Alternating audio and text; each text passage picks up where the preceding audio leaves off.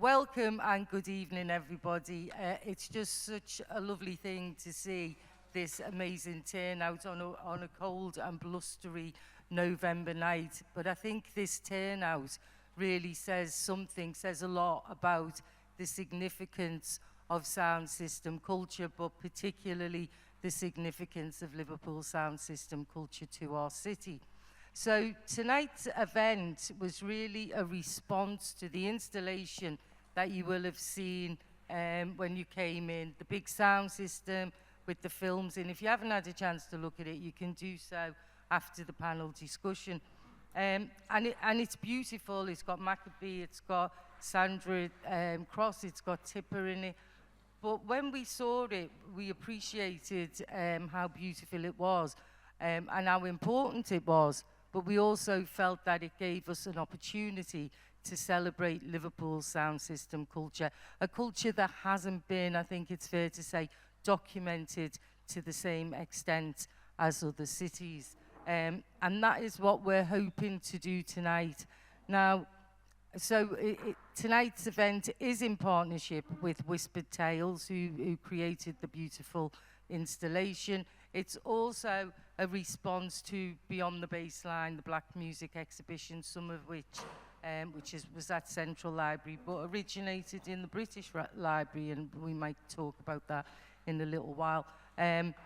So you can also have a look at some of the panels from that exhibition just outside the door. So tonight, we're going to have a panel discussion, but it's going to be a panel discussion with a little bit of a difference. I am by no means, as I was just telling our guests earlier, an expert in sound system culture.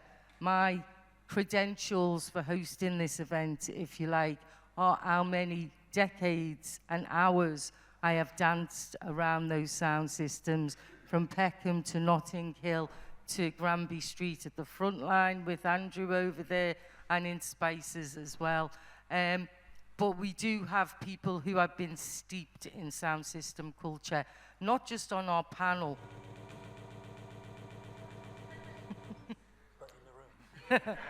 Thanks, Andrew. Thank you.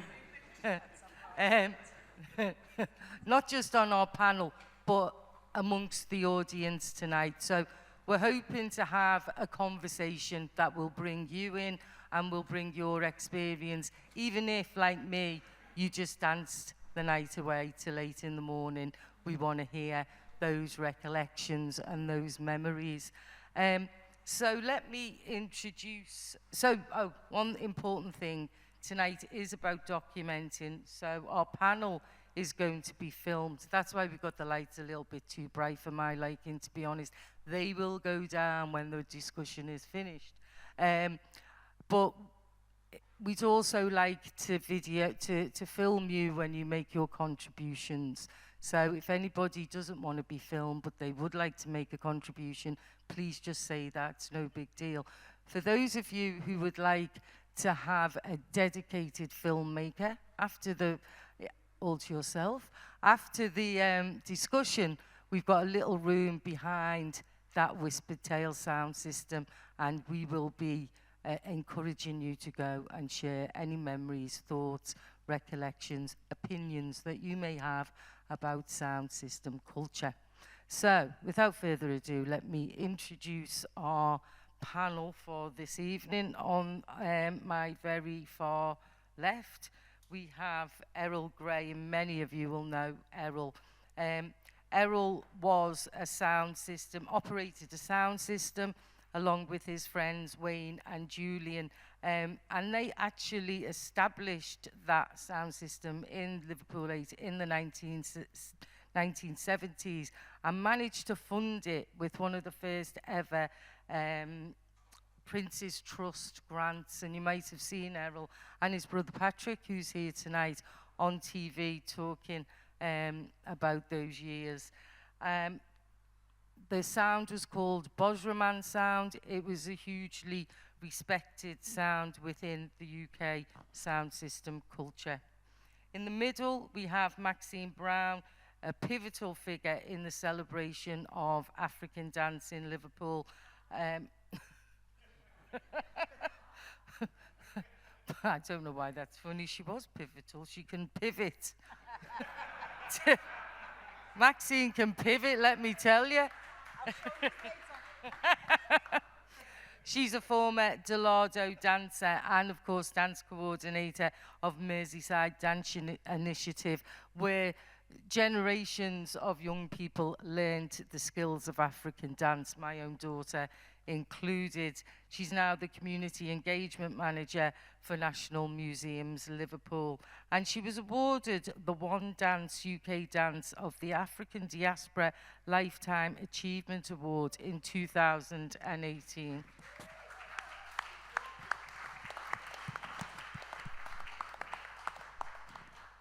And sitting right next to me, we have Mykaell Riley, a founder member of the seminal British reggae band Steel Pulse.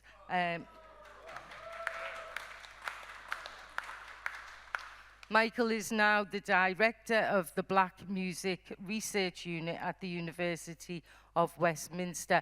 And I talked about the exhibition Beyond the Baseline, which began at the British Library, was really, I'd say you were a brainchild behind that exhibition. Is that fair enough to say? You can say it because it's true. Okay, good. I don't want to offend anyone else who might be involved. I don't give a shit. Okay, I see how this discussion's going to go. Lovely. Okay, so as I say, I'm going to open up with a very general question that I think you can all have a think about, and you can all maybe contribute your thoughts. So I want to ask about your first experience of a reggae sound system, and how did that make you feel, if you can remember? I know we're all getting on a bit now. I'll start with you, Errol. All right, my first experience of a sound system was my father, Ambrick Graham. He's no longer with us now. God bless his soul. But he had one of the biggest sound systems in this city, and one of the pioneers of reggae music and bringing that Jamaican culture to this city. The sound name was King Puzzle, and from a very tender age of 10, 11, Dad was always building sound system. Boxes, the house was full of boxes, speaker box, like big wardrobe box like you see outside there, you know. So we grew up in that vibe of like, you go to bed at night, you hear that boom, boom, boom downstairs, you know. You smell the curry goat and, you know, and other things. But that was my first introduction to sound system. It began at home, you know, what they call blues parties, you know, and that had a profound impact on me that, you know, in later years, well, a few years from the age of about 13, started to say, well, we want our own sound system now, because the music was so inspiring. Kind of woke you up to what was happening within the society. Because even at that tender age, you know, the society then we grown up in the 1970s was very different from now. A lot of segregation and a lot of things like that. So we really started to understand through the music, you know, that my father would play at home to make us really say, all right, we want our sound system because we want to deliver this type of music as well to our peers, you know what I mean? So that was the real first experience of the sound system for me. Thanks, Patrick. Matt? I suppose a little bit the same like Errol. It starts in the house. I was really young, and my earlier years, I was in the Midlands, and my parents, a group of them and their friends, they used to have what they used to call, we used to call it house party back in the them days, and I suppose it was like the sound system that used to have, my dad had a friend, and he was named 10, and he played at lots of people's house parties, but the parties used to go around. So by like 3 months' time, it would be back in our house again. But in between that, as children, we our parents all wanted to go to blues parties, so we would be getting taken to people's house. We'd have to go upstairs, sleeping on beds with like probably 20 other kids. We're coming down, we sit on the stairs. But I remember when I was really small and 10 was setting up the sound in the house. That was always like, it was like magic. It was like all of a sudden our house was quiet, and then all of a sudden there was this bass line. But on his tower, on his amp tower, it was pretty, man. It was like Christmas. It was like the Christmas tree, and pretty light and all kind. And then sometimes people would string up Christmas lights all around the place, and it's not Christmas, but it felt like it was. And yeah, by the time it gets to a certain time, we're all getting chased upstairs. But as Errol said, we're still hearing that music. We're still connected in a very different way. All day we've watched the preparations going on. You know what I mean? We see the big shopping coming in, and what? This is big for this Saturday. It's more shopping than extra. But then by the time you realize the house is full with people, and you get to run upstairs every opportunity you get, you sneak back down. You know, you watch what's going on, you watch the big people dancing, how them dance, how they, you know, how now, yeah. So that's kind of my very first experiences of going to other people's houses, and it's happening in my own home. Thank you, Yeah. Max. Mykaell? Yeah, my first experience is, well, it comes in two parts. The first part was we never had sound system in the house. Not that I say we, like I had a choice. Not like my parents was against it, but we had a Blue Spot Gram in the front room, and you weren't allowed in the front room. That was a big people space. So, but I can remember hearing bass. This is me and our little posse, and we're about 15, 16, looking for sound system. We're not supposed to be out, and we can hear the bass, and we're following the bass to find the party. And the thing about bass is it's omnipresent, so you think you know where you're going until you're not there.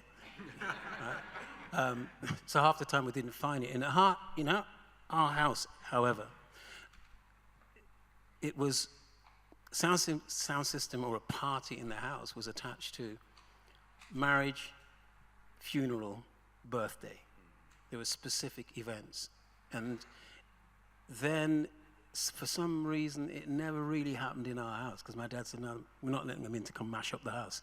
So it was always someone else's house that we went to for a sound system. And it wasn't even a sound system, it was a blues. It was a party, is how I remember it. The sound was there, but it was a party. And back in the day, it wasn't like a massive thing. It was a couple of boxes and really great tunes. And as a youth, as a young person, for me, what was amazing is seeing big people dance together, right? I mean, they're polishing off the wallpaper, right? And they were making some moves that you thought big people couldn't make, you know, together with the lights off. And one of the worst things was to walk into this room and accidentally I hit the light switch. You know, you lean on the lights. And if looks could kill, I died 1,000 times, you know, because it was about the mood. And you mentioned the lights. The sound system was the main attraction, or the amp box. And it did have Christmas tree, literally Christmas tree. That was the only lights in the room. So for me, it was about the atmosphere, the darkness, the sound, and then these shapes, these shadowy shapes moving, and occasionally you'd hear a murmur from the dancers. And then there was of course, there's a little hatch that was always somewhere in the room that was serving food and drinks. Yes, yeah, definitely. Thanks, Mykaell. Does anyone want to chip in with their first experience of a reggae sound system? Patrick, have we got a roving mic, folks? Just hang for the mic, please, Patrick. I can remember, even though I didn't realise it was sound system, I remember going to what was the Methodist Youth Club as a youngster, and I'd be like too young to get in. So between me, I got Errol and my other sisters and brothers, that meant someone staying home to babysit, and that wasn't on, so I had to get sneaked in. So everyone would surround me with the mates, and then I just had to hide once I was in there. But like you were saying, I used to just love, as a 4 or 5-year-old, watching big people dance. So hiding in the chairs all night watching, but it wasn't until I was older I think, why can't I stay awake in this room?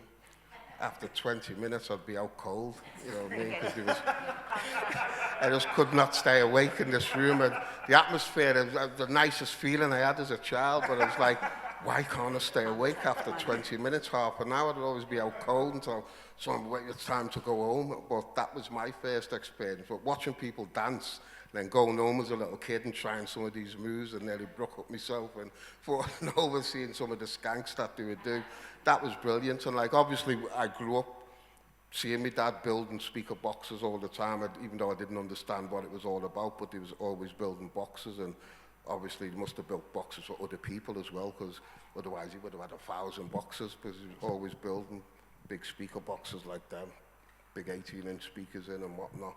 So yeah, it's just grown up with that all the time throughout life, you know what I mean? And going to domino dances, cricket matches where you travelled around the country, and there was always sound systems playing wherever you went, whether it was in Liverpool, in Stanley House, the Caribbean Centre later on, or as I said, going round to different cities, Bradford, this place, that place. So yeah, good memories, good times as a toddler, basically. Thanks, Patrick. Pass it along to Mykaell. Lovely. You know what, Patrick? I always wanted to piggyback on what you said about the Methodists, because as soon as you said it, I looked at Auntie Maxie and thought, we used to go to soul nights on the Thursday, and then Friday, we used to call it Dread Night. Yeah, Dread Night, and it was different to the soul night. We always wanted to go, and I used to beg Auntie Maxine to take me, but then, even when she was a young teen, she'd take us sometimes, and it was just that vibe in there, all the skanking, the room was so dark. That's something I always remember. The room was always darker than it was on a Thursday night. And it's like, and that smell. I didn't know what that smell was in there, you know, so in that way, but I actually loved it and the vibe and the difference of it, and I didn't realise that was sound system in that way, you know. It was just a place we went to as the Methodists until you hear the big people stories about our big people, and we'd go out partying in the Methodists. It was just a picnic, but the vibe was nice and it was different, you know, but it's still something, the aura of everything about it, you know, there's something about that aura, even if you don't quite understand that it's sound system or it's that, it was just a different vibe and it was cool. Thank you. Anyone else want to jump in? Yeah, we go. Yeah, just to add a little thing. I love the blues myself. I used to call it blues as I used to like the sequence in which the music was played. Can you hold the mic up? Talk in the mic. Okay, is that better? Yeah, yep. yeah. I used to like the sequence that the music was taking place in. So you'd start off, the DJ would start off with pure treble, so introducing the sound and that. And just when you didn't expect it, crash, the bass just come out, and then that was it. And that's what carried me and most people away at that time. It was that style, you know. And the other style is the old DJs. They are fast with their hands. They could turn a record over and play it, and you couldn't even hear the gap between the music sometimes, you know. There's those little things, and once that bass dropped or crashed, as with Crusher, once that bass dropped, that was it. Everybody in the place just started dancing. You just couldn't hold back, you know. So, yeah, I frequented many blueses in them places. Loved it. Can I just add to that? Because a lot of my experience of going to blues was basically to see this man next to me, seriously, dancing up walls. And if you say to people, Tony Rothery, they normally say something like, yeah, the guy could dance, he was up walls and doing this and doing that. So basically, yeah. I just love going to blues, but I love going to blues to see this man. Can I just come back on that? It's a period where guys dominated the dance floor. Yeah. And they were bringing over moves. The latest move from Jamaica would find its way into the blues, and it was blokes pulling it off and competing with blokes when they weren't, you know. But they had to be careful they didn't step on each other's shoes, because that was a crime.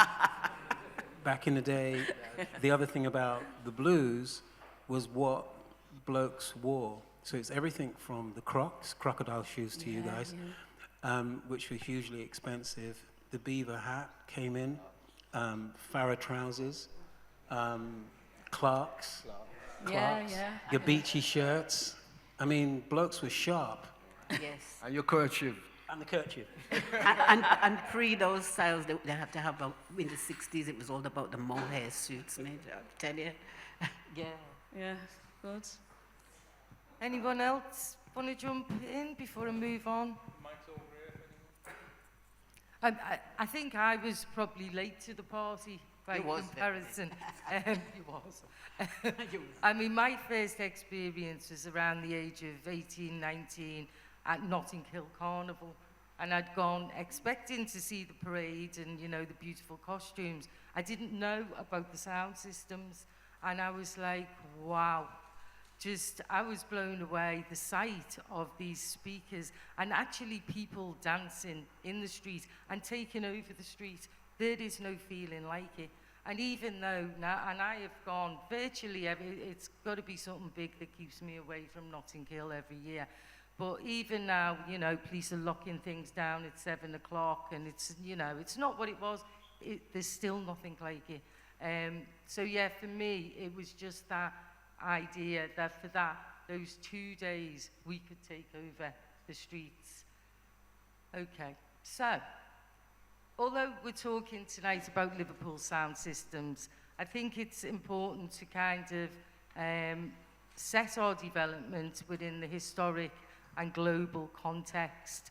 And obviously, we all know that reggae sound systems came from Jamaica, but I'd just like to explore a little bit about what was happening at the particular time.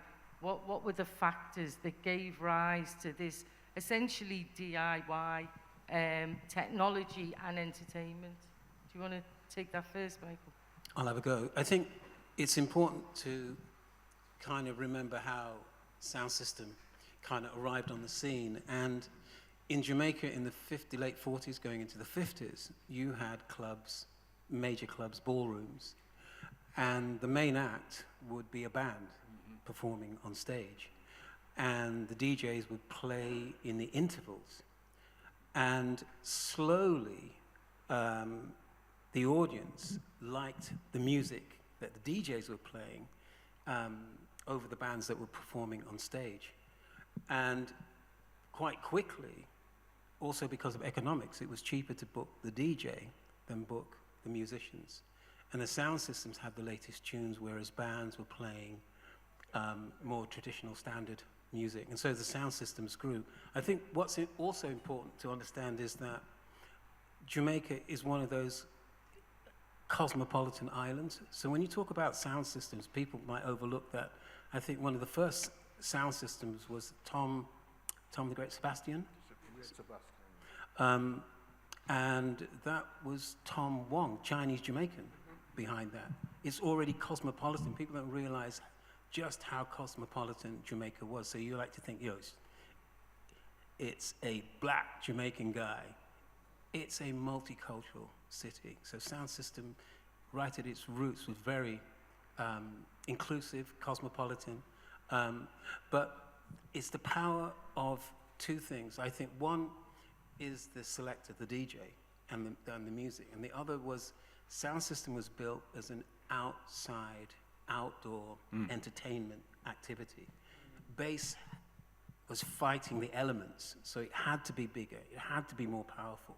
It's just, when we arrive in the UK, it becomes an indoor activity, but it's built and the culture is about outside. And they wanted to replicate that inside, which was detrimental to certain buildings. It just took out the foundations, but essentially, it was about how far can you throw the bass, how much impact you can have on the audience outside. And that meant a different approach to the amp, the technology, and the speakers. And people overlook the technology that went into the original architecture of the speaker boxes, which were quite complex, quite involved, and very advanced for the time to throw the bass so that it would impact, it would land, it would drop, it would resonate your diaphragm in a particular way. And that was the whole objective of sound system. You needed to hear it in the next village. And then you went and seeked out the sound system. So I think in terms of Jamaica, that was the culture, that was the experience that was brought back to the UK and then had to find its way into the homes. And just before I end on that, I think it's also important to point out that when they arrived in the UK, the sound in the UK in the late 50s was not made for the outside, it was made for radio. And so we have a mid-range sound which everyone is used to in the UK. Caribbeans are arriving with sub-bass as a sound that they're looking to reproduce, whereas the culture, the audience, the community in the UK is used to a mid-range sound, which meant that they had to find the speakers, find the amps, find the technology and build it themselves. This is the DIY culture now, to reproduce that which they were used to in the Caribbean. And I mean, I think in the 50s, I'm from Birmingham, in the 50s, there's lots of reports and people thinking that a bomb had dropped or something had happened when the amp fired up, because you could hear this bass and the rumbling, and there's no reference point for the first sound systems in the UK. You know, when I say sound systems, these are small one-speaker setups, but there was no reference to that because everything was mid-range. Thank you. And I get the impression from some of the reading I've done that these, you know, outdoor parties with the sound systems, it was a very working class form of entertainment. Am I right with that? 100%. It was also, from when I listened to my parents talk as well, it's also about the music, because the music at the time what they were still listening to, mento music and calypso music as well. So it was a lot to do with the social commentary in the music at that time as well. So yeah, it was a lot to do with that. And the man who would be on the mic would also be giving that social commentary, whether it's about the woman who just sell whatever she sell at the market or whatever else. It was that was a strong thing about it as well.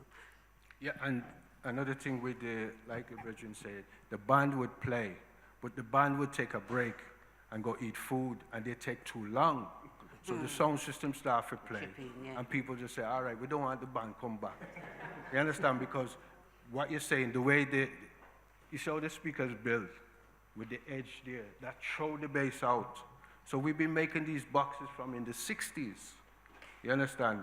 That when our parents come here, they make the box exactly to throw the bass. Like you say, it's fighting against the elements because it's an outside thing. So many English people, when they see in the first sound system, they think, why are you bringing this big wardrobe into the, you know, into a pub or whatever like that? But this is how you throw the bass, because it's going to play on a beach, you know, outside. So most sound system is playing outside, so it's really got to have that heavy weight. So when it comes to England, yeah, like I say, it's a shock to the public that are not used to this kind of, you know, vibration. And like you say, it was tone. What the sound system introduced was what we call the top, the middle, and the bass. You understand? Just like you see how this is set up here for the tweeter, the horn section, the mid section, and the bass section. So that when a sound system is finely tuned, it's like an orchestra, because you're gonna hear the treble, you're gonna hear every instrument that plays on the treble, the voice, the conga drum, the guitar, the horn section, and then what's the real rhythm is the bass line. So when a sound system is really fine-tuned, it's like a fine-tuned orchestra, and you know, and that's what draw people to it as well, because it's so, it's class, you know. There's one other thing as well, though.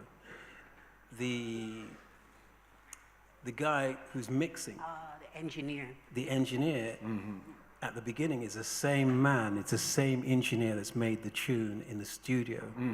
And he's mixing it and adjusting it in the live context. He wants it to sound as good as it did in the studio. So you have an engineer in the room, and on occasions you have the artist standing next to him. Yes.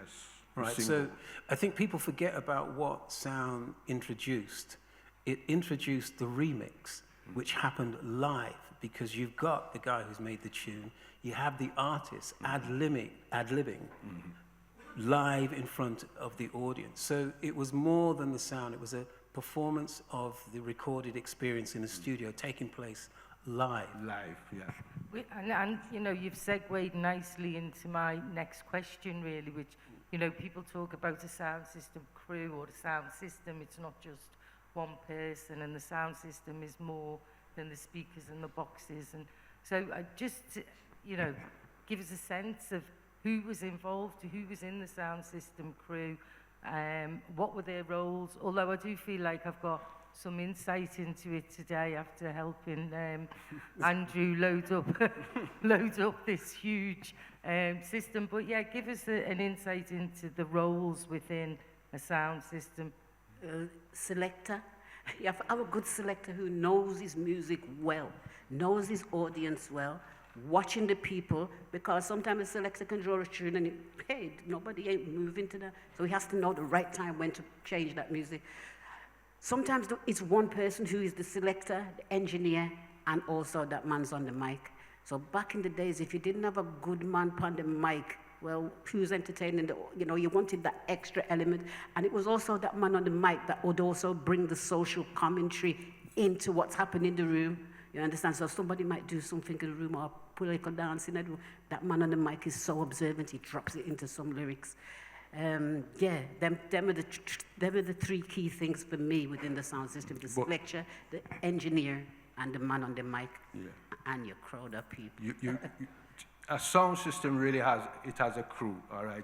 First you need your amp builder. You have to have a good amplifier, all right? So that's your engineer, somebody who's gonna go out and investigate where to get the best amp builder. And in we were speaking upstairs, every Caribbean community, you had an amp builder. A man who's gonna build the amp to the specifics that you want, okay? Then you have your box man the man who's gonna build the box, all right? Then you have your selector man who's gonna go out and find music. He's gonna search the country. Our father used to get music directly from Jamaica. Okay, so that's where our music used to come from. And that's just people traveling, going on holiday, and man might say, when you go back, give this to Ambrit. It's a box, a record. You know what I mean? So you have to have your box builder, and then people for carry them boxes. You understand? Because when we got our little money after, well, it was big money in 1977. I was 13, I had two brethren, was 14, we got the Princess Trust. And to move the boxes, we had to liberate some trolleys from the supermarket. Liberate. Yeah, that's the word we used in them days.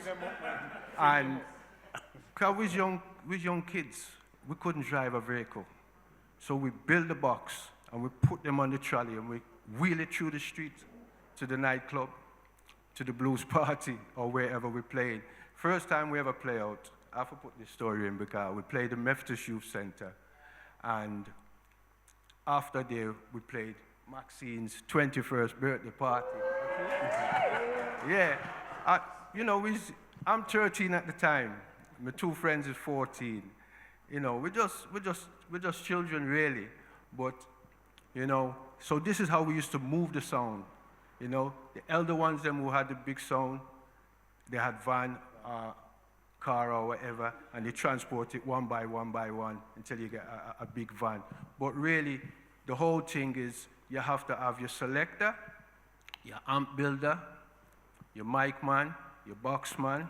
It's a whole crew. And then you have to have an engineer in case anything broke down, because we're dealing with not transistor like you see today, you know. It's valve amp. These big amp have like a big bulb, and them stuck in this big case, you know. And when they get warm, that's when the bass starts to drop. You know what I mean? So that's your main amp. That's your main power amp, which would be. We got an amp built for us, which was only 100 watts back in the day, but this was revolutionary for 1977, because like I say, the tone in Britain that time was a little gram with just the tone. So we start to build amp with bass, mid-range, treble.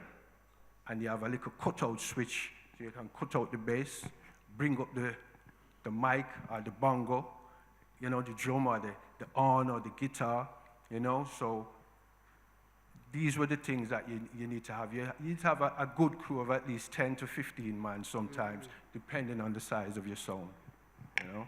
I just want to say something about engineer, because I mentioned the engineer, and we're talking about two different engineering in the thing. So you're talking about the engineer, them who are helped to build, but I'm talking about the engineer who's mixing the music. Yeah, it's there. The other thing about sound systems, where it was like, you know, that phrase, we have a message in our music. There was a lot of messages carried in reggae music. I mean, you only have to go back to the early Notting Hill carnivals when there was a lot of trouble. And each time there was a breakout, it was instigated by the sound systems, letting people know the unjust things that were actually happening to people as well. So it was an instrument of communication as well. And you would know people who'd never been to Jamaica or haven't been for a while, or things happening in England that were unjust. This was brought out, and so it also became a newspaper for people, you know, to find out what the actual feelings of people were in the country. I don't coach you, but I remember, like, I don't remember the year, but even music's like 13 Dead and Nothing Said. Yep. You know? Yep. That music just go right round Britain, because the news is not going to report what happened to 13 young blacks who died in a blues party. You understand? And it was expected that somebody either threw a petrol bomb in there or something and the place catch a fire. And, you know? So you had these type of music, like I say, it was like a social commentary. And like police and thieves as well. That was the trigger in Notting Hill for music the like George Lindo in Bradford, who was framed up for, you know, all of these type of things. So, yeah, the music was, I would say, our early internet stages from that time, and it spread like quick. And them time, we never had mobile phone or nothing like that. But that music and that message from an incident happen, the sound system pick it up, and it just go right round the country, and everybody know about what's happening, you know. But you can take it back. I mean, you can take it all the way back to the 50s. You can take it back into ska, and that same narrative, community voice was channeled through sound system, whether it's Prince Buster, UB40 did Kingston Town. You know, these are records that it was the people's voice on the tune, the people's experience on the tune, and that really didn't change much in sound system until dancehall. So, you know, it was a medium that carried the community's voice, the community's experience, and in the early days, it was the connection between all the news from Jamaica. You found that on the sound system faster than you found it in a newspaper. And you actually went to certain dances to find out what was happening in Jamaica. Not me, parents. But yeah. So you're kind of touching on now the reasons why sound system culture really connected with black communities in the UK, not, you know, brought over from Jamaica, but had a very specific role within the UK. And, you know, really we know that one of the reasons why is because people were not welcome in mainstream nightclubs at the time. And even though we know that, I think it's worth just exploring that. Was that your, and also the audience, you know, if you want to speak, just raise your hands and we'll bring you the mic. But was that your experience? Was that one of your motivations, Errol, do you think? Well, all of you, really. Well, yeah, because like I said, the wider society didn't really, we weren't able to go into the city center and places like that. So we had to create our own. The blues party became our own first nightclubs in that sense, you know, and so that's where it really. And then this message, this from I was a young man, I just hearing this message. I hearing these names like Marcus Garvey. Who is Marcus Garvey? Haile Selassie. Who is Haile Selassie? So we're hearing all this music, all these messages in the music. A famous music that really touched my spirit was the Abyssinians' Declaration of Rights.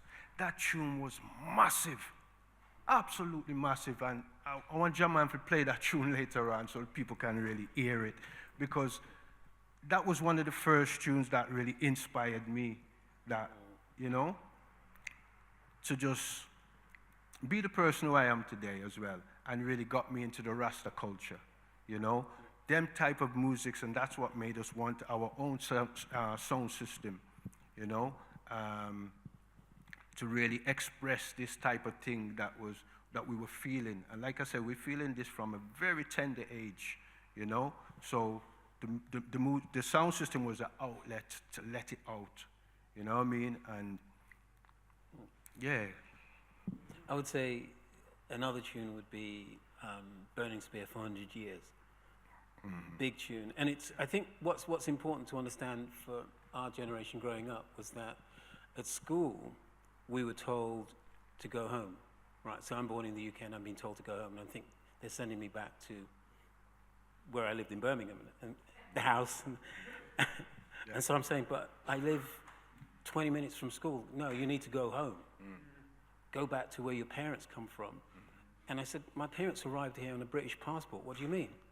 You know, so for us, it was a definitive period where we're learning about our culture through the music that we're listening to. And it's also interesting because the music we were listening to is slightly different to what our parents were listening to. Exactly, yeah. Right? So it's a period where we've moved from, like, I call it the lovers of reggae, early reggae coming out of Rocksteady, going into your Ken Booths, your John Holt, which are kind of really love songs and whatever, into a activist, kind of militant, revolutionary roots music, yeah. reggae in sound system. And that changed the language of sound system into, I think, a political narrative that was saying to us as black individuals in the UK, you're African. You're not even Caribbean, you're African.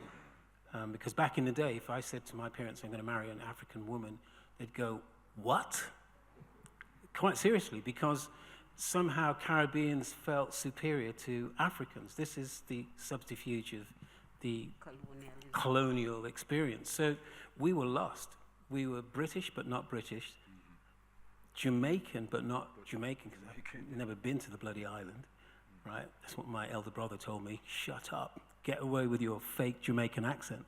Right? So, you know, wherever we went, we're trying to find our identity. And that, for me, came through the music and sound system and the artists now that were making the music for sound system. Yeah, again, these places, it was like, I suppose people talk a lot about safe spaces these days, you know, and from our parents' times and from being that little girl, these were the safe places where our black people were going to. It was safe for us. We couldn't, even up to our parents, they couldn't go to the nightclubs that were around in the city centres or the certain pubs and things like that. So that's why these things, they brought their own. It was a place of familiarity for them as well. They were hearing that music that they were familiar with. They were mixing with their own people. They were doing things that they would have done back home. So we were learning from them. You know, where could we go? It was like a spiritual home for a lot of people. For me to go to a Shebeen, obviously we like to call it as well. Some people say blues, but we say Shebeen. It was like a spiritual place for me to go to them place as I got older as a teenager. But as that younger person, yeah, it was just, you just felt safe there. You know, if anything happened, nobody's going to trouble you. You could go there by yourself. As a female, you never felt like, I can't go in that arena. You could go by yourself, you leave by yourself, and you'd always just feel safe. And I think that went right back to generations. And I think, you know, I'll support, certainly in Liverpool, when I moved back to this area in '95 and discovered, I moved to Princes Road and discovered that the Frontline was literally on my doorstep, and I thought I'd died and gone to heaven. And I, as a woman, would just nip out across the road and I'd be in there on my own and just rocking in front of one of those speakers, totally happy. and I never was troubled. But just talking about the kind of gender dynamics, one of the earliest sound systems I went to was in an empty warehouse. Well, it wasn't empty then, but a disused warehouse in Peckham, and it was Jar Shaka, and this guy took me, and the whole place was wall to wall man. It was too many men. and I couldn't really get into him because I'd never been in a situation like that before. I'm not saying I wasn't, I was intimidated, you know, there was nobody bothering me or troubling me. It was just an unusual environment to find myself in. But in Liverpool, it wasn't like that at all. And of course, when I saw Jar Shaka on the student circuit, it wasn't all men. Was that something that changed over time, that more women started to go to blues dances, started to go to the blues? Or was it just a particular thing about Jar Shaka's dance? I don't know. I think in the 80s, when the music was changing, reggae music changed, and a lot of us were embracing ourselves as with true Rastafari.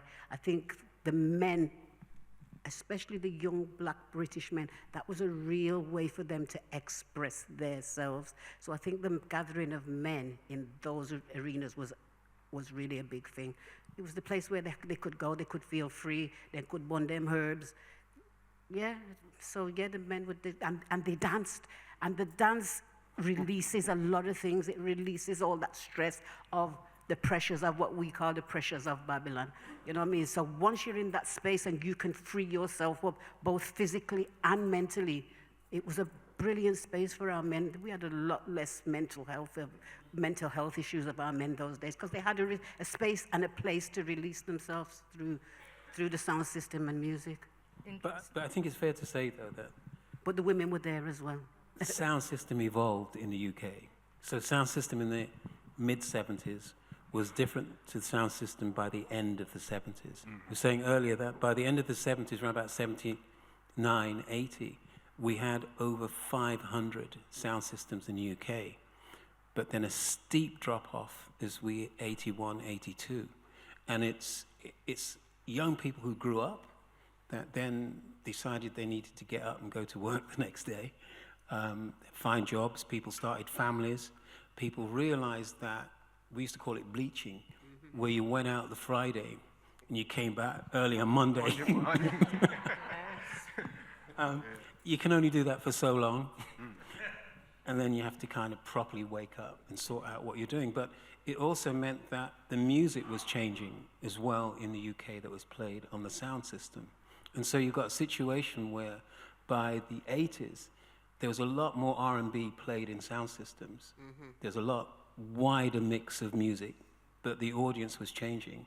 And then you also had, I think, a very definite focus on roots, which is what you're referring to, which is a cultural shift in sound, which is perhaps what you went to with Jashaka, where it's kind of what we call the mandem, dealing with the mandem. That's it, you know, and it's a different form of reggae that was really powerful. You know, I don't know if you want to speak to that. Yeah, man, yeah, because what was happening is the young youths born here start to get this Rasta message through the music. That's why we're talking about you can go Shaka and songs like that, Jungle Man, Naya Man, all of these songs is Rasta people carrying them in the main. So that culture of Rasta culture just started dominating the 70s, you know? So that whole, like we were talking upstairs, that uptown, downtown, that happened in Jamaica, which is like a middle class, lower class, it come with our parents right here. So even as we now start to go and embrace this Rasta culture, the older generation don't want we. So there's a divide now. So that's why you get so many young men with this Rasta culture in their own little setting. You understand?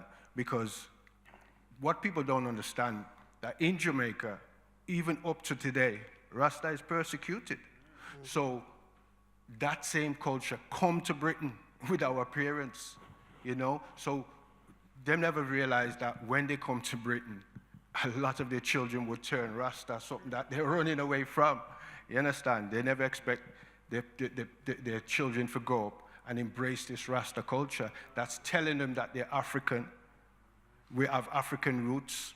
So we start to get ridiculed for our love for our black king in Ethiopia and our love for our ancestral homeland. So that's why you have sound systems like Jashaka,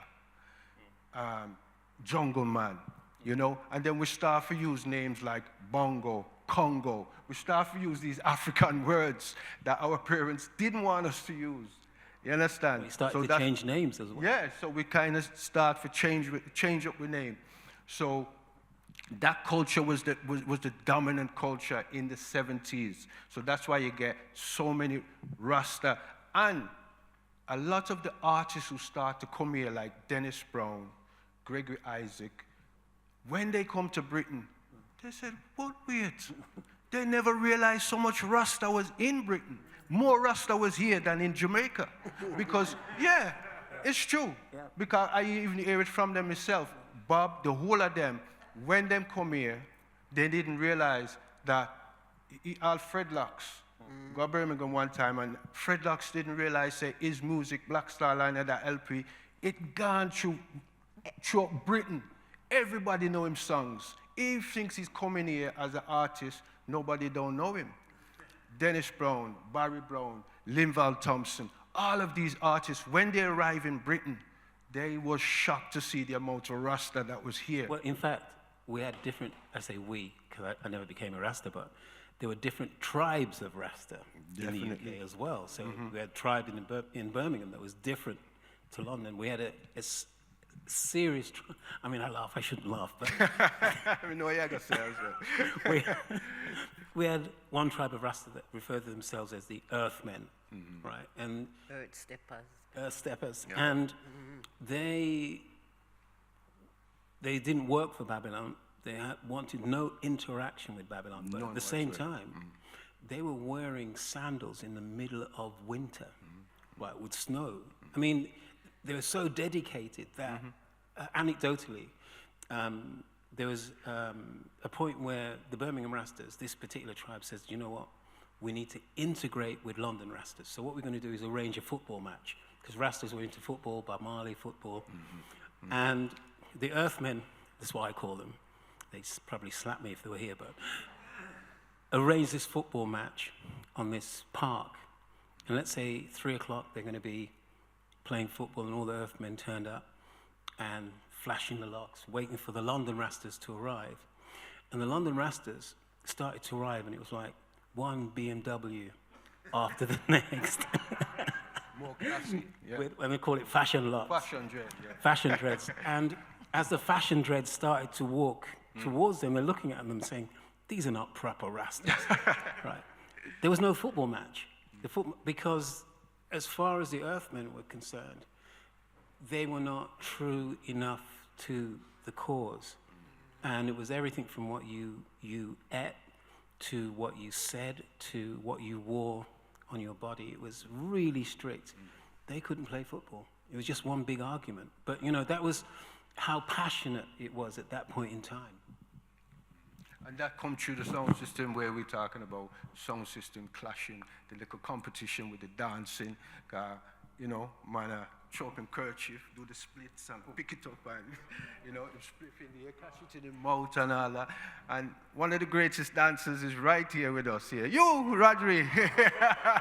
Rodri, yeah, man, is one of the greatest dancers I ever see. Like, you know, you said, it was a joy to watch, you know, but this was the culture, you know, and this was the sound system culture where the competitive nature, it's all done in fun, you know, from the dancing to now who can play the best music coming from Jamaica. But it's the audience entertaining themselves. And exactly, yeah, as well. And it's a part of, and then we start to recognize that this is African culture, you know, and we start to, you know, we pick up on this African culture, you know, which our parents seeing themselves as, this was the motherland, England. So when we rise up now, we say, no, Africa is our motherland. It's a big fight, it's a big disconnect, you know? So that's where the sound system really starts to like you say, it starts to change. Well, it becomes, I say it becomes, it was always the cultural mediator. But I think we realize that the culture was alive and kicking and flourishing within sound system. And then sound system became more open, more inclusive. Not that it was ever not that way, because if we go back to the 60s, what's the first hit? My Boy Lollipop. So it's 1964. You'll find that sound systems or blues parties existed then. The audience that made that record a million seller was the mods. So it was already inclusive at that point. You know, 100% inclusive.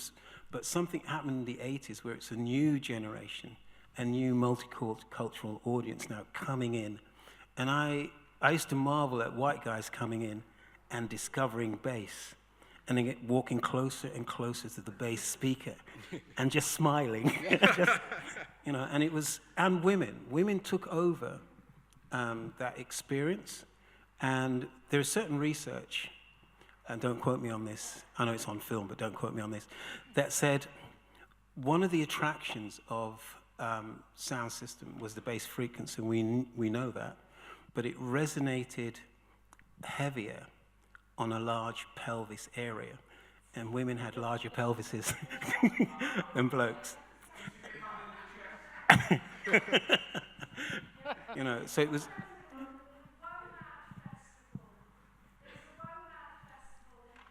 Wait for the mic, Lizzie. WOMAD Festival in Cornwall, and the speakers, just what you've just said, where you just find yourself right up against the speaker, and it's all women, like, basically, as close as we can possibly get. Thanks for Can that. I just add one more thing? That the sound system even, I don't know if people realize this, that even Glastonbury didn't have the PAs to manage the bands. The first PAs that went to Glastonbury was a sound system, because only the sound system had that kind of equipment. They didn't have that equipment in Glastonbury in the very early 70s when it started. And one of the first songs that went there was Quaker City. And Carl from Quaker City said he went there, but for 3 days he never come out in van because it was a bad 3 days. It rained, mud, and he said, bring him speaker out in that kind of mud, you understand? And he said he regretted to this day. But the sound system was the first invite for a PA, because only the sound system carried that that could deal with the outside, you know, atmosphere and really push the music. Yeah, but having said that, sound system is the cornerstone of rave culture. Without a doubt. Yes. Yeah. And that, I mean, I want to explore a little bit, you know, the impact of what started out as reggae sound system on the UK music scene. We did a project a number of years back before lockdown, in fact, to explore the music of Windrush, the Windrush generation on the UK music scene. We're honing in particularly on sound systems. We had people like Orbital, who we'd interviewed, who said without reggae sound systems, you would not get the electronic music of Orbital. You might remember that because you came and launched online, because we launched the book online in lockdown, and you came and did an introduction for us. But I kind of digress. I mean, that's what I'd like to explore. What is, and you said to me, Errol, when we were chatting about this event on the phone, you said that the sound system is Jamaica's greatest gift to the world. So I'd like to explore the impact of reggae sound system across the board, not just on black genres, but on what are considered white musical genres as well. Whoever wants to take me up on that. Thanks, Errol. Oh, hold on, let's bring in the audience. Yeah. Yeah, just on that topic, I want to say a big up to Steve Snow for your gifts. But I'm loving the hat, by the way. Cheers. As you were saying, another offshoot of sound system is Miami based. I don't know if y'all familiar with but it is documented that they said the low-end frequencies came straight out of reggae culture. So just in case you want to explore that is there. But as you've gone to America, you could say the godfather of hip-hop rap is sound system. Cool, whether it's Cool Herc, be a German. You Roy, I Roy. The man on the mic. We've got someone else. Is there someone else with a hand up? No. Okay. Let's bring it back to Liverpool then, because we are documenting Liverpool's sound system culture. As I said, I came back in '95. There was Frontline, there was Spices, but chatting to Andrew, a couple of months ago about the idea for this event, Liverpool had really heady days of sound system culture. And so, I can see people in the audience who might have been part of that when sound system culture in Liverpool was really at its height. And I'd like to get a sense of what was that like? Where were the sound systems? Where were the venues? Was it indoors, outdoors? Was it regular clubs like Frontline? And who were the characters? Who were the main players? And feel free, anyone, to jump in on this. But I'll start with Errol because he's nodding away. Yeah, the main would be like church halls, sports centers, and places like that, where as the sound starts to grow and that culture starts to go, it get a little bit more acceptance, especially in youth clubs. So youth clubs, it really started out. Then you've got like church halls. Then you've got local community centers. Like before we had the Caribbean Center, we had Stanley House, and then we have like these domino tournaments and stuff like that, where other people from the Caribbean, they set up like a league across the country. So other people coming from different cities can come and share, their experiences. And then a lot of Caribbean people, especially Jamaicans as well, would say that, they hear about people from Barbados, St. Lucia, St. Kitts, but these tournaments brought them together for the first time, because people might put us all in one. You come from the Caribbean, Windrush people, but we come from separate islands. And we didn't know people from Barbados. We didn't know people from Trinidad and Tobago or St. Lucia.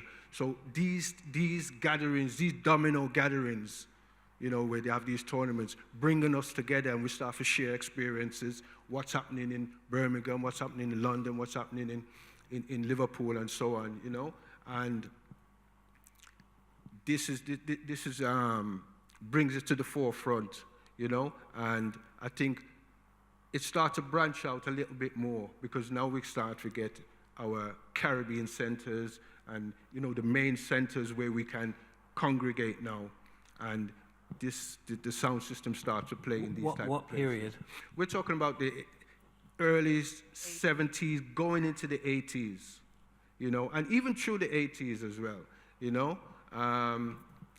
Although, like you say, the sound system took a bit of a dip. Because, remember 1980, 81, 82, 83, right to 86, you got riots right across Britain. You understand? So a lot of the dynamics is changing now, and the sound system, like you say, people start to have children, people start to realize that you can't bleach the whole weekend, so you need to get a job, you know what I mean? So the dynamics change, but the hardcore sound systems and the hardcore sound men, they continued even to today. And you still have sounds like Quaker City, Jashaka, and these type of sounds. But like you say, trying to I keep going national because I can't help going national. I would say in my experience, for Liverpool sound system, It starts with your dad, going to blues in Coltart Road when he used to keep blues there. But as growing older, I think this is my sound system here. You understand? People know King your Struggler. personal sound system. Could almost be, because it starts with King Struggler, because before it was King Struggler, I know this sound system as Crusher. You understand? So when we was in the Methodist, it started from the Methodist for us with Crusher. We used to go to the Methodist, and some people have already talked about the Methodist, but the Methodist was the youth club. You understand? So you're expecting to go there on a Friday night and just see young teenagers under the age of 20. You'd go to the Methodist on a Friday night, and big people was there for them few hours. Big grown people, big people where you're like, why are you even in here? You understand? Why are you even in here? We was in there, we was doing things that we weren't supposed to. We was burning ganja like it was we were in our house, we didn't business. You understand? We were rebellious young people. The sound system helped that rebelliousness within us as well, because the music that was coming out of that was rebel music, you know, so that's where it starts. And even though we was following Crusher and King Struggler, you know, they were also our brethren as well. So we'd be with them in the daytime when they're in the house, just listening to the new music, with them probably just gone to London and just bought a whole set of music in. We're hearing that music before it's touched on the street. You know, some of us were girlfriends of the sound man them, so we know the ins and outs of what the man them was going through as well. Tell us some secrets. I'm not going to tell secrets. I can keep people's secrets. Yeah. We've got a hand. I embrace the...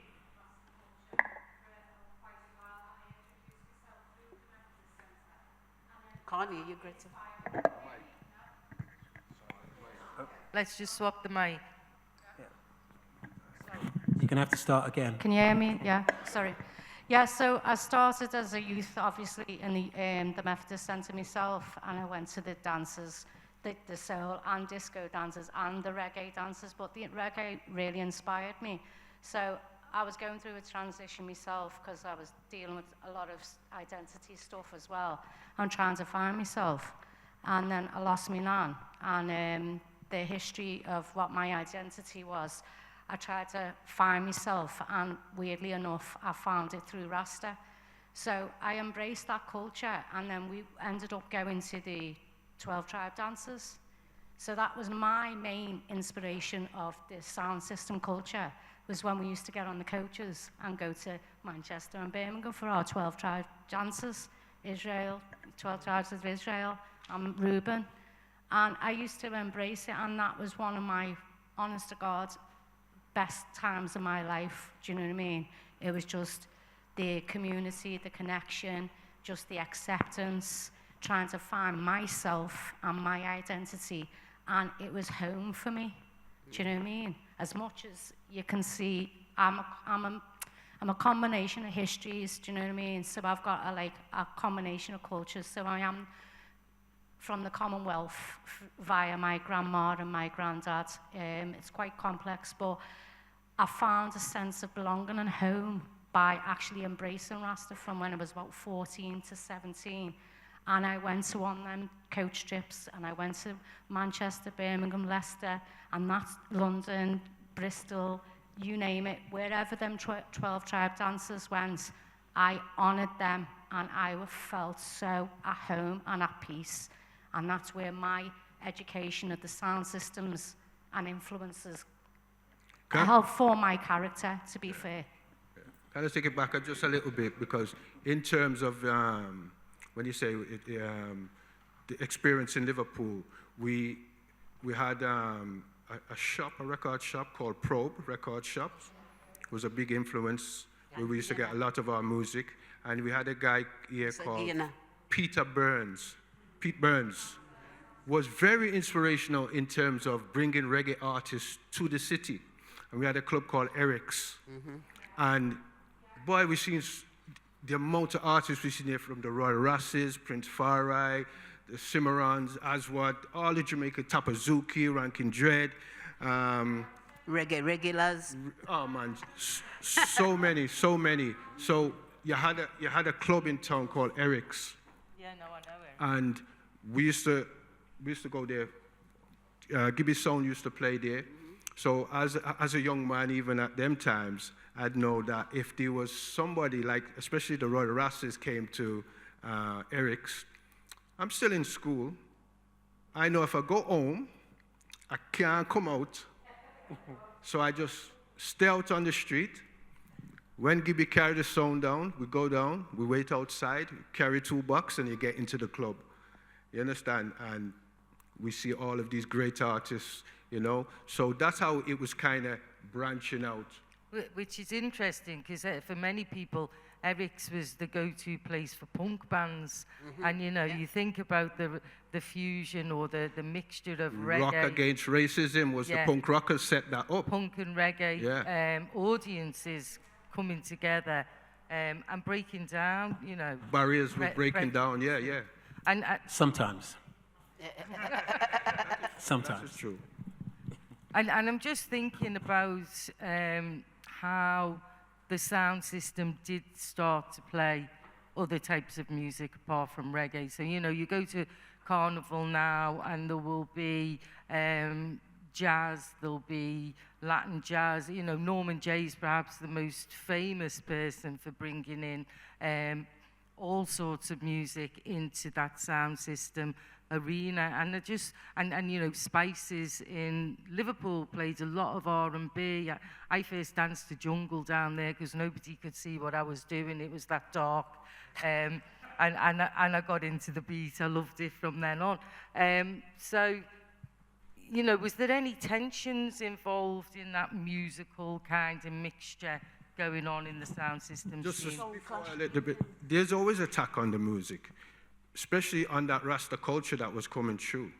There was a massive attack on that music because we're identifying certain things that, you know, we are embracing who we really are, where we really come from, what the whole history is from the Caribbean to Africa. So there's a massive attack. They want to disconnect us from the African root. You know, that's why many of the youths now, third generation, Africa come like a bad word in their mouth. But to us, we loved African culture and we loved Africa. And the message was about knowing our culture and where we really came from and this great history that Africa had. And what I believe is there was a real attack on that culture. You understand? That many of the youths now, like I say, Africa come like a bad word in their mouth. They don't want to know about Africa. Because we see this image of Africa at war. I mean, we're growing up, we're watching the bathroom war on TV, Pitney with Big Belly, and everything is like, they're starving in Africa. Why you want to go to Africa? You know? So that image of Africa become negative, you know? But the sound system and that Rasta culture was trying to say, no, Africa is not like that. Well, but it's not a but. I think what sound system, and this is the moment or the period where there's a Rasta or roots dominating sound system, is that sound system became political. Very much so. And it was challenging and religious, but the political narrative is what the state was pushing back against, and it was educating the next generation or the current generation of black youth to challenge the history they'd been given in schools, which was a non-history. And so sound system was attracting, actually a lot of white youth as well was coming in and saying, actually, we've learned something about Africa we didn't know through sound system. So I think the politicization of sound system / Rasta at that period was challenging for the state, challenging for the police who were operating the sus law like it was going out of fashion, which meant they could just pick you up because they suspected you might do something, so we'll pick you up, kick the fuck out of you before you do it. Excuse my French, I'm of that generation. So the reality of that was that you were fighting the police identified Rasta as enemy number one, and because, and anecdotally, again, in Birmingham, we had a police station called Thornhill Road Police Station, which was infamous. And in Thornhill Road Police Station, I was having a conversation with Benjamin Zephaniah, bless him, about what happened. And on this occasion, Benjamin Zephaniah was picked up by the police, and this is nothing new in Handsworth. It was just a regular thing to pick up someone with dreadlocks. And they took him into the station, and on the station wall, there's a wall in a room where you had a line of dreadlocks pinned to the wall, and attached to each locks was a name. And I simply showed this to Benjamin and said, look, you're next. You know, and this was part of the culture, and Rasta became, as I said, enemy number one, and they knew where to find them, which was in a sound system situation. And if you look at Babylon, the film, you see it's raided by, the sound system was raided by police. And if you look at Steve McQueen's film that he did just post, is that COVID? The Lovers Rock film, and so forth, he was portraying that story, which again, a lot of people came out and said that is not sound system, but it was Rastas dancing in a room. So even, was that a year ago, 2 years ago? About 2, like yeah. 3 years ago. Yeah. It was still being challenged, you know, sound system and the relationship to Rasta. Sorry, you've gone off. No, thank you. I'll be wrapping things up fairly soon, but I'll give you a chance to get to the bar and to our what we're looking forward to next, which is called Strugglers Sound System that we've heard so much about tonight. But I just want to give you the opportunity to simply ask any questions. I've asked a lot of questions tonight. Does any of the audience want to ask our panel a question or share a final thought or memory? We'd love to hear from you. Yeah?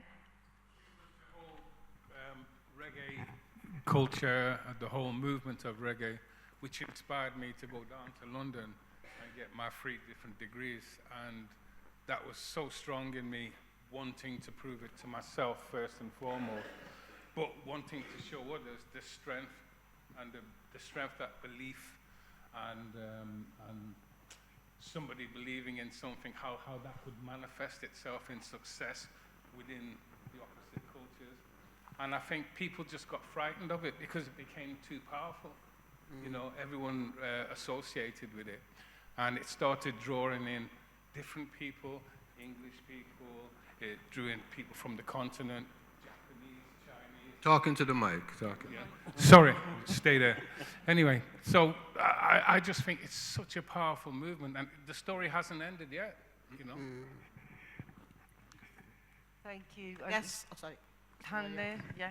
Oh, Hold on, Patrick.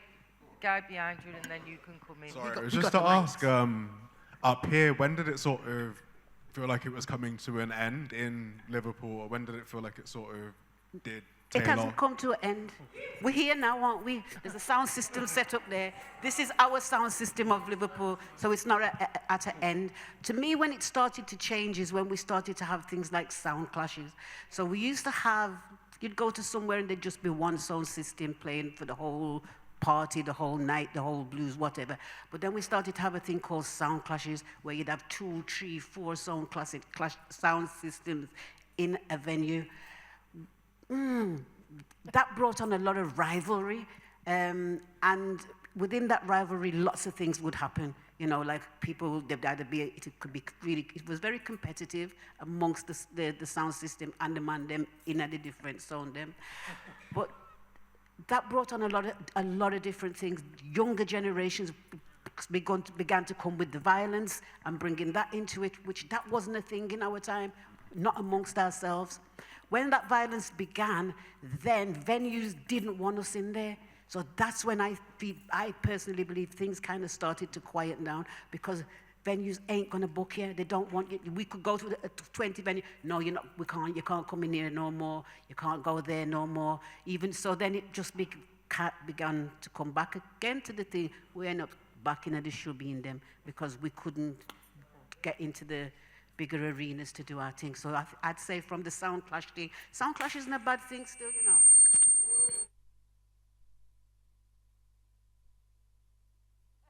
That's a common thing we hear in our things as listen for the feedback. Yeah. But yeah, to me, that's when things really started to change, and we saw sound systems just backing off and well, not even just backing off, not having anywhere to do the thing. Hold on, Michelle's mic's not working. Can we pass another one? I just wanted to say about the generational thing, that it doesn't die because every generation's got their sound. So even though I went to go party at King's Struggler, as soon as I got a chance to, and to Maxie, but you can't leave here without mentioning One a Penny. You know, for me, because that's like our generation, One a Penny, Val Reid. He's come from Jamaican culture in the background, so we still found ways to bring it forward. Okay, send us a sound. And even for me, even the influence, because I'm a bit of a soul head, so even how sound systems went on the soul scene. So if you think about Broadway and Manchester and Broadway still run, you know, so it doesn't die, you know, and people will still go back to have You know what, that just reminded me that the sound system was a template for a lot of pirate radios. Yes. And it was the same individuals on the sound that migrated to the radio. So Definitely. you have to credit sound system for that learning, education, you know. Can you hear me okay? Yeah. I just wanted to ask about now as well, because I got brought up in the 80s pretty much on the floor of a rehearsal rooms called the Ministry, and then thrown in the back of transit vans with all the Liverpool bands. And I had music, I just got brought up in a musical environment, and I ended up putting a night on in Liverpool in the late 90s, early 2000s in a pub called the Black Rainbow, which I know a lot of people in this room used to frequent. Because at the time, there wasn't really like a regular reggae or, well, bashment as well. I just wanted to hear bashment. The only time I could hear bashment is if I went to London, and the only person playing bashment was Andy. So I set up this little night called the Candlelit, which Andy used to play at, and he came and blew the whole sound system one night. He blew all the speakers. And Ash as well with the Shakti crew, and Dennis D-Fresh, who's not here, and then a whole loads of other heads as well. It was hip-hop and reggae. And the Black Horse and Rainbow was a place where old and young danced, and it was really mixed as well, and I really missed that. And I'm made up that this is on. Like, I've been asking Andy to dust off this beast of a sound system for years and try and do something again. But there feels like, apart from Africa OEA, there does feel like a gap where there isn't old and young dancing in venues together in the same way anymore. So I just wanted to ask, like, would you dust off the sound systems and do something, or like, you know... Struggler, that's for you to answer. Bring up... Yeah, you know, so I don't know where we can try and make it happen somewhere. Is it a venue thing? Is it like, and what, you know, would you be into it, or how can we kind of sort it out? I think it's a venue thing as well, but you do have, from time to time, you have some events down Kitchen Street, down Jamaica Street. I believe Channel 1 Studios coming here next month. So you do get a few sounds that come into the city, but what I find is that the local sounds seem to be neglected. Yeah, because the local ones. We still have 3 to 4 or 5 sounds that are here now and are ready to play. They may play in little blues party, little pubs here and there, but the sounds are here. You know, Jaman's sound is here. His sound is huge. Yeah. It's a massive sound system, you know? And we just need the venues. We just need the people who are organizing events to invite the sound system. And even last year, one criticism of Africa Oye, there was no sound system. There was no local sound system. Yeah. There was a lot of DJs, but no sound system. And we need the sound system in Africa Oye, you know? And because it's depleted. There's no sound system that plays it. But why is that? I don't know why. Yeah, because I know there's people in this room and they're still dancing. It's not like, no, you know, people have stopped dancing or playing their tunes. I know for a fact. I'm just keen to see it back happening again. It will happen again when the promoters stop, as Errol said, stop overlooking the sound systems that we have here, because that's what happens. It's like, we still get loads of sound systems coming. As he said, you know, Channel 1's coming just now. You know, the Struggler could be alongside that. One a Penny could be alongside that. The sound clash thing is not a terrible thing, you know, as I said before, you know, so that can still happen, but they've got to stop overlooking and thinking, oh, Liverpool's got nothing, no, you know, we'll bring Shaka, we'll bring whoever. No, work with what we've got here. Yeah, I agree. We'll see how this goes. We might have a regular blues in the library. Let's do it. I've got a hand. Till, Madeline. I've got a guy with a cap on who's had his hand up for a while. Oh, 1, 2, 1, 2. Yeah. Check, check. Okay, so I want to go back to the 80s in Liverpool, right? I never learned anything from any book in school about any other culture in my life, right? The only time I learned anything was through music, and that music was being exposed to hip-hop that came into town, 81 all the way through and that. So basically sneaking into Quinn's to listen to Charlie C, going No Sellout in the Mardi Gras, James Class, and Davey, pardon me. And then after that, I got basically into the EBO for the first time to listen to the sound system, the Celio.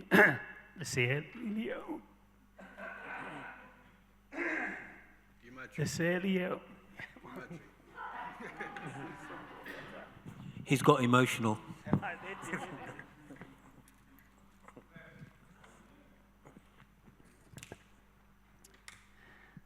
One, two, yeah, okay. So we used to go to the Sierra Leone, the EBO, and that till 6, 7 in the morning, listen to the sound system.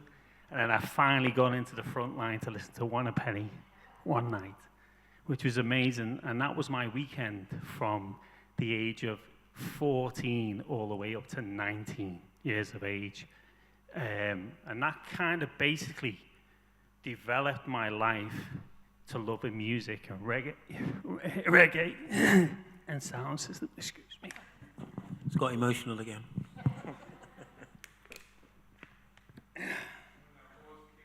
Yeah, I can't speak. Do you want us to come back to you?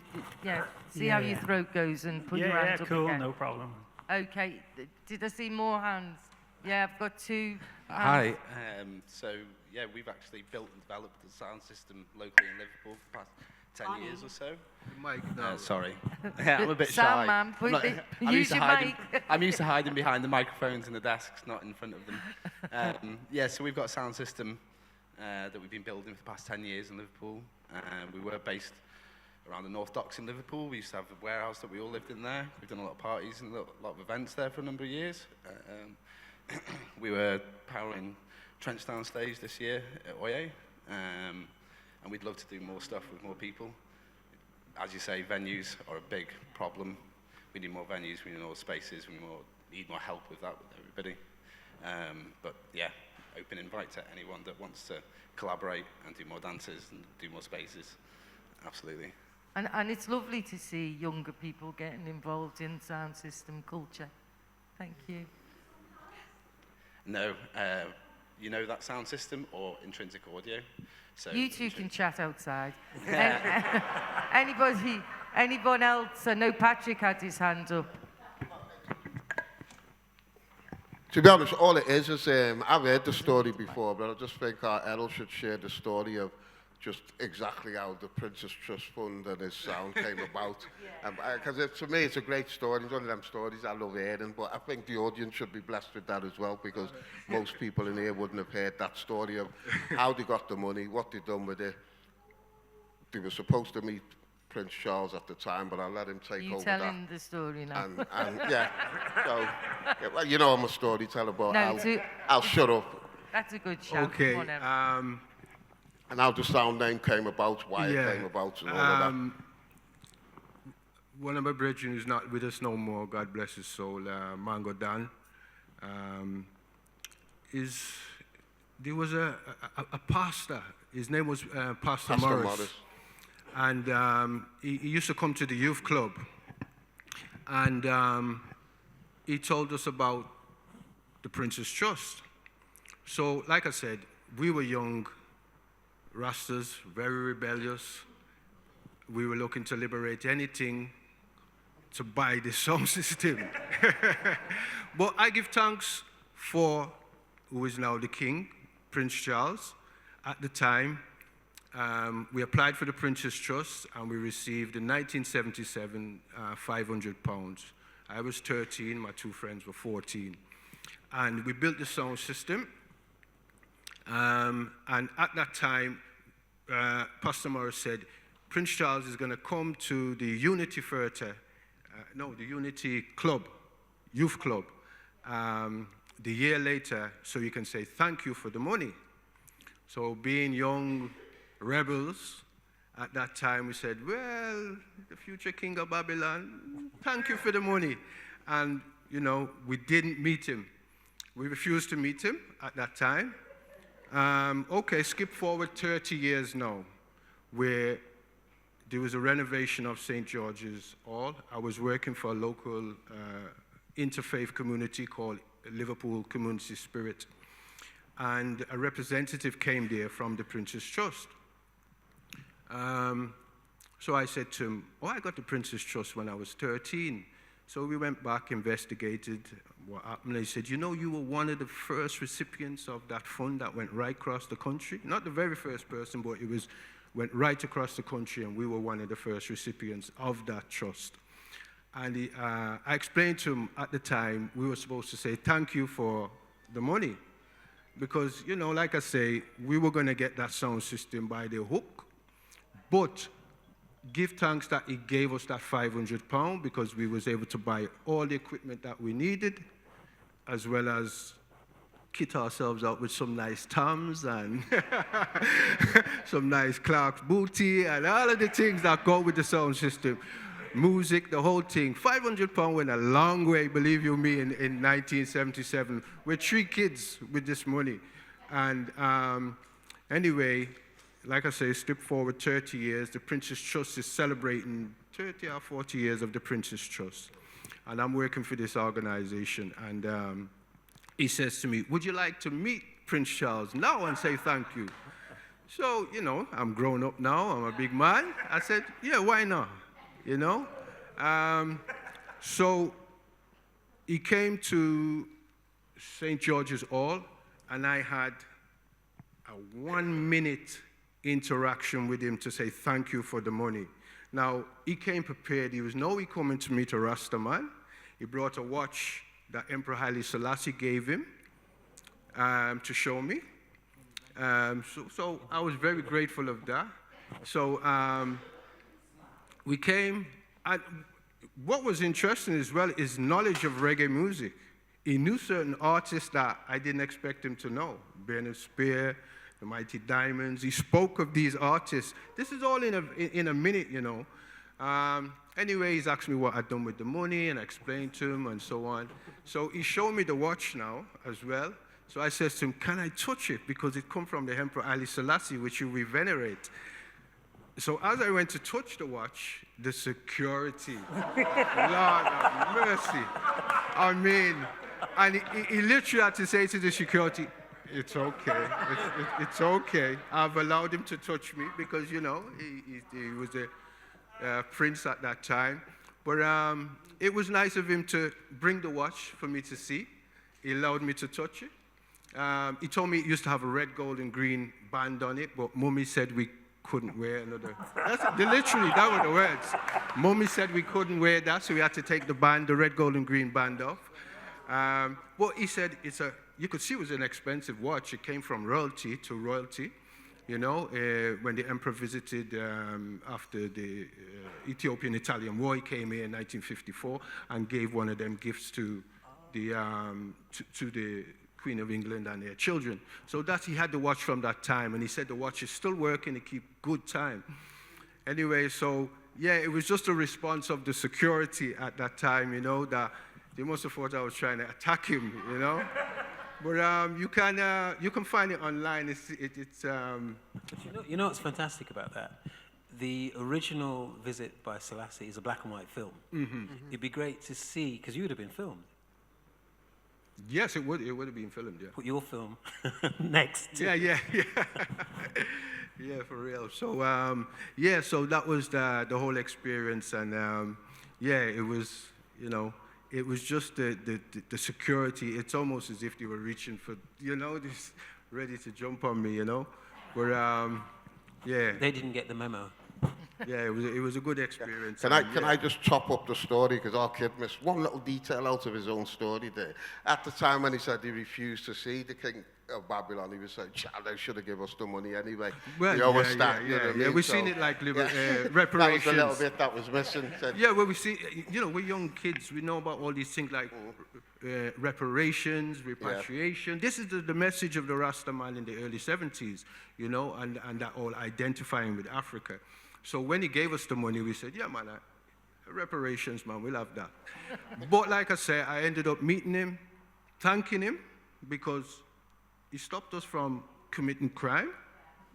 And I always advise any youngster to this day, get your idea together in your head, what project you want to do, and apply for the Prince's Trust. That's the King's Trust now.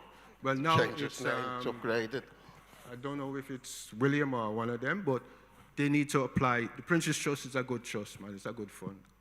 That's a great story. Thanks, Errol. That's why I love it. Yeah.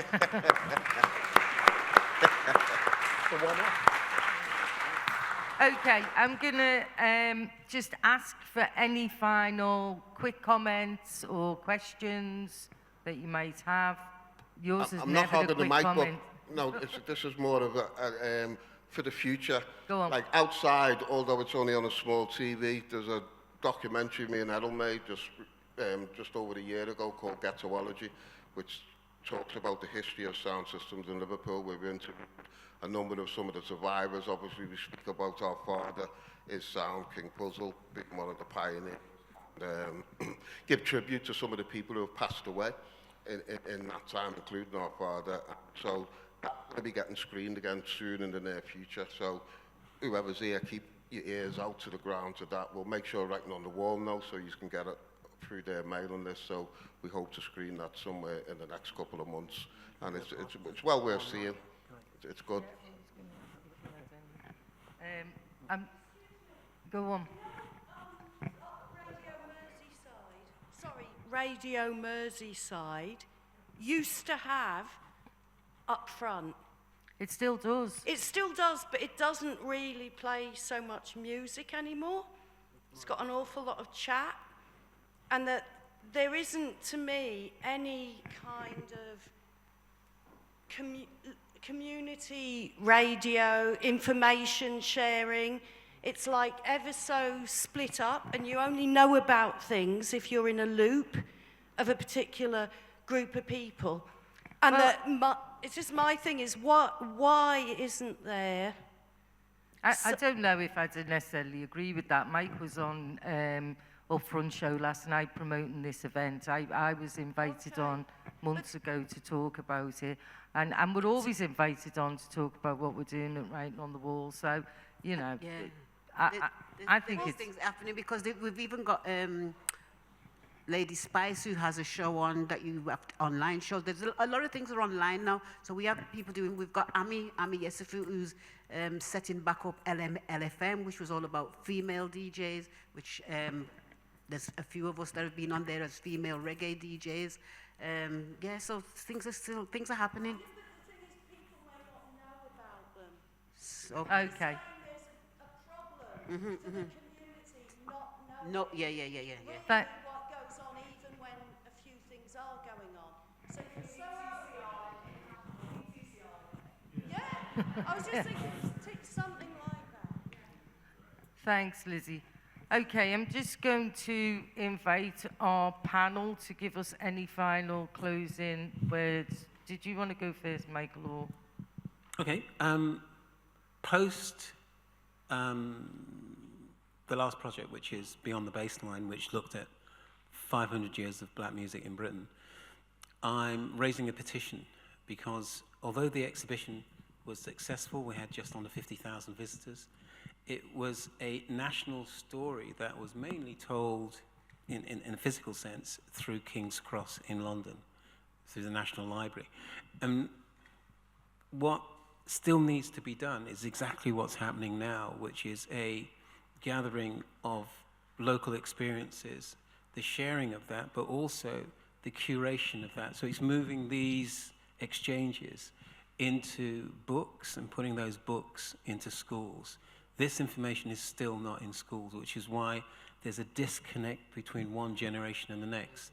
So the petition is two things. One, we want a central hub for the long history of black music in Britain. We just want that to happen as a space somewhere in an existing art space or history museum. We don't want it as a separate thing because it's British history. And the second part of the petition is saying this should be in education, it should be in schools, it should be in colleges, it should be in universities. So I'm asking everyone that's turned up that as you're here, you probably would agree to that as a basic start. Yes? I'm going to hold you to that. So look out for the petition, and that's all I have to say. We have to move this into schools. We can put it on our website, certainly. Love that. Yeah, yeah, thank absolutely. you. Yeah. Okay, any final words? I suppose to the venues again and promoters to remember to support our sound systems that we have here. As I said before, stop overlooking them, stop going on like we haven't got them, support them and bring them to the events where they should be.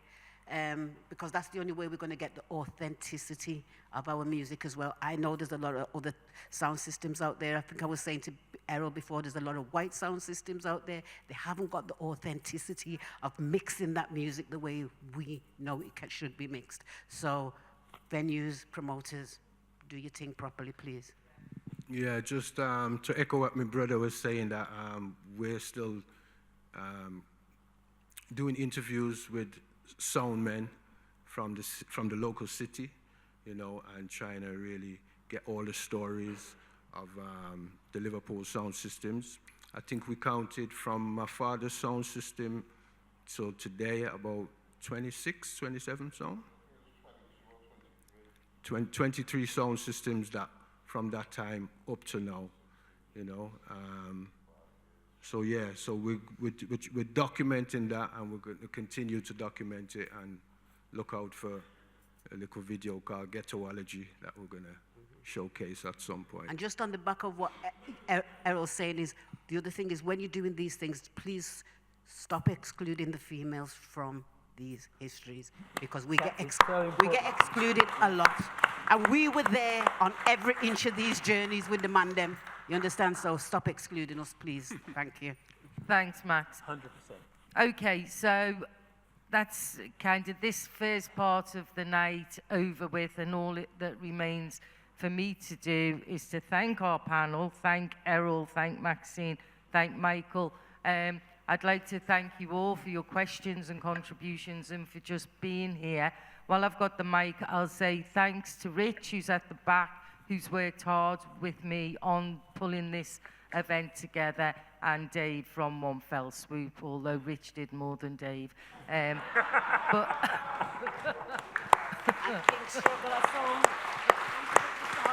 well, I'm gonna talk.